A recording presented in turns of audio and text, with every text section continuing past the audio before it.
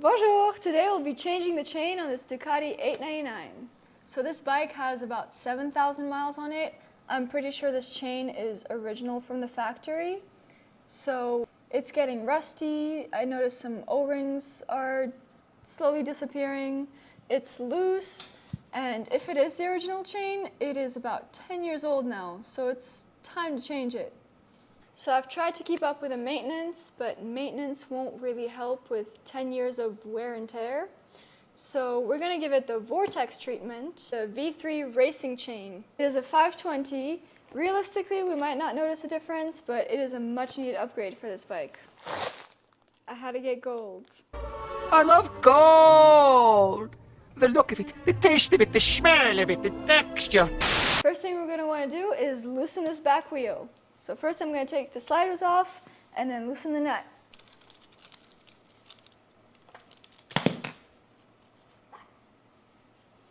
So the 899 axle nut is a 36 12-point nut. You can get these on Amazon. I did not find them at Harbor Freight.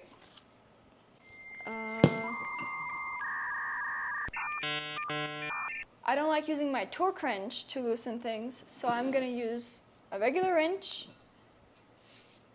with a bar. Is this right?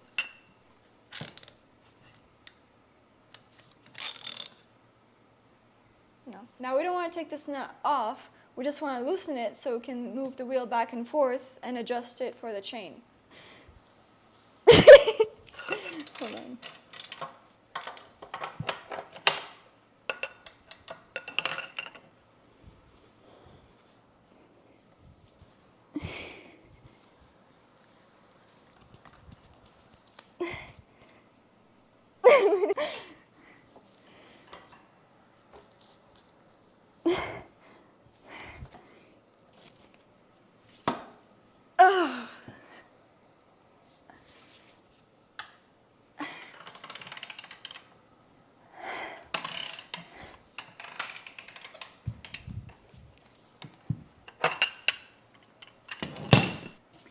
That was hard, but a few turns should be loose enough for what we need it for.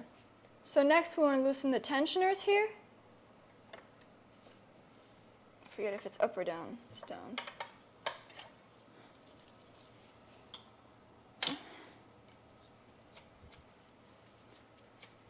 Same thing on the other side.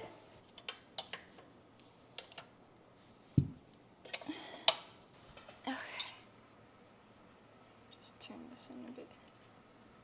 So next we want to find our master link. The way you locate the master link is it's going to look different than the other ones. The little nuts here will be riveted just like this one. That is our master link. Beautiful! Once you get some eye protection on, grab a grinder and grind off the rivet head so you can then just push them out. But make sure you don't have any race fuel in the room, because that would be dangerous. So next we're going to be using this breaker and rivet chain toolkit. You can get these at my place of employment, Cycle Gear. We always have them in stock. So we're going to remove the bottom piece that comes on here. And we're going to open this up to put the pin in there. It's long. Okay.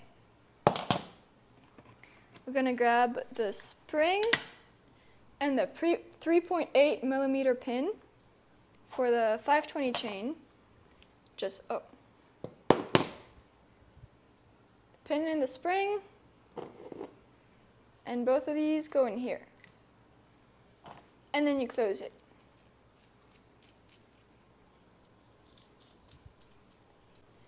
Close it until it's just at the edge there. You can see the pin popping out, and then you can back out a little bit. Okay, so we'll go to our master link and make sure we line up the back of the pin with the hole here.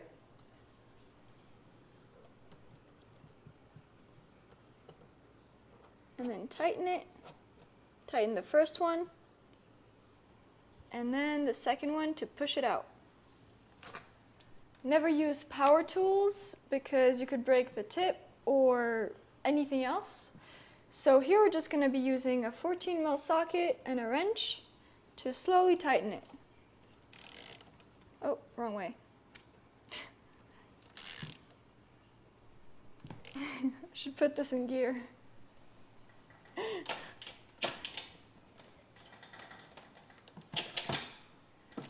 Okay.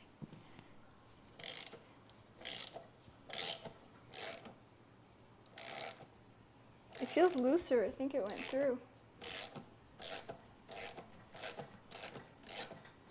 So we bottomed out. I am going to use a power tool for this because I don't have time for that.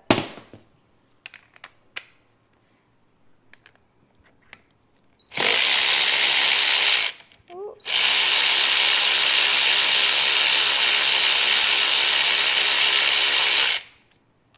Nice.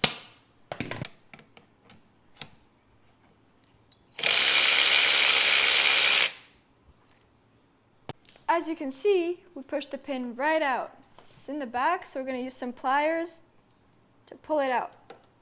It's scary to think this is the only thing that's holding your chain together. So now this is free. We are going to put the new chain right here and pull it all the way through until it comes back out. So I have my chain out. I have part of the master link. I'm going to connect this old chain to the new one. That's all I'm going to do, and we're just going to pull it through until it comes back over here. Make sure you're in neutral this time.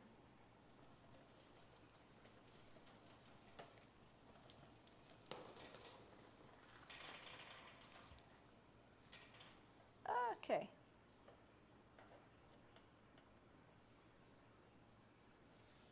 Okay, now we're going to pull the master link out for the new chain, and they should line right up. So now that I've got these aligned, I'm going to link this on the back and push it through like this. No, I'm not going to do that. I'm going to put my gaskets on. So now that we've got these lined up, I'm going to put the X-rings on first. Then I'm going to link it from the back like this. Push it through. Put the new X-rings on here. I should take my gloves off. Like that. And now we're going to press the plate onto it. So now we're going to take this tool, put the press plates onto it, like this, and align these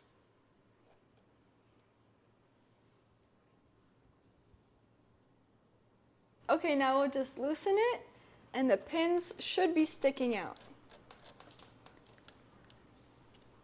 Just like this, looks perfect.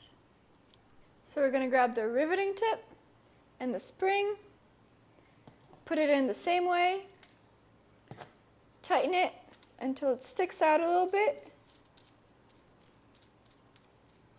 like that, and the anvil goes on the bottom. Now we align it.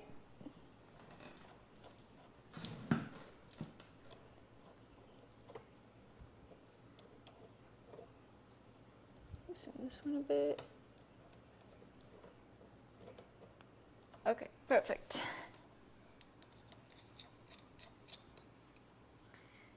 Tighten it a little more. Okay. So now we just tighten it with the 14mm until we encounter some resistance. We don't want to over tighten it, we just want to mushroom it. What's going on? Oh. Okay. What? So dumb.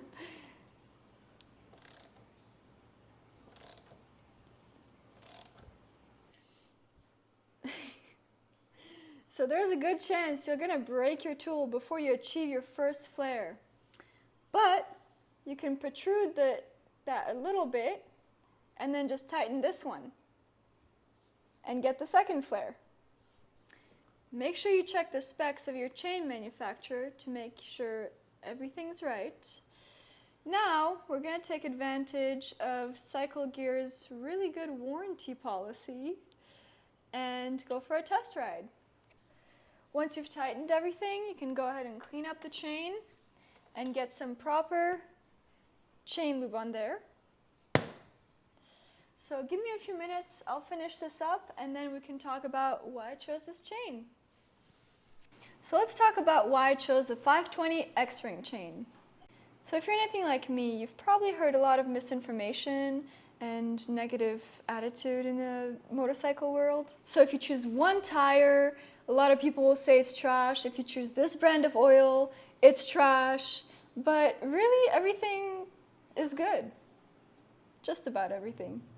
I know Vortex is made in Japan, and it's pretty high up on people's lists, so that's why I chose that.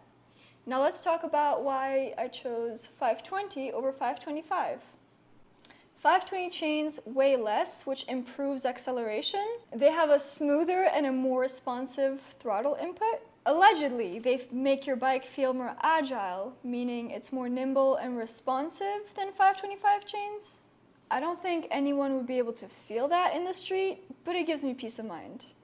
On the other side, the smaller chains are not as strong and they wear faster than on more powerful bikes. But guys like Chris Moore are killing it on these smaller chains, and their bikes make a lot more power than most of our bikes.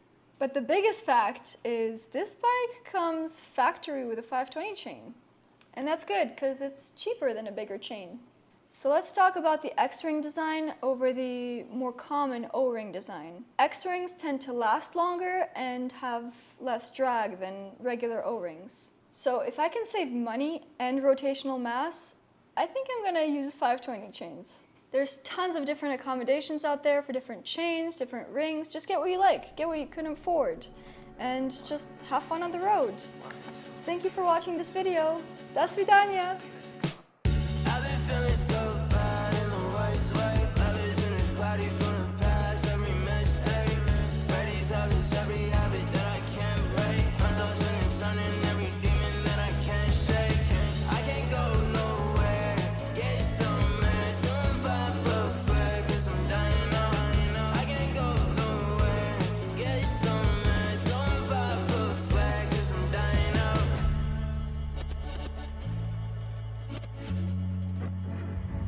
Oh!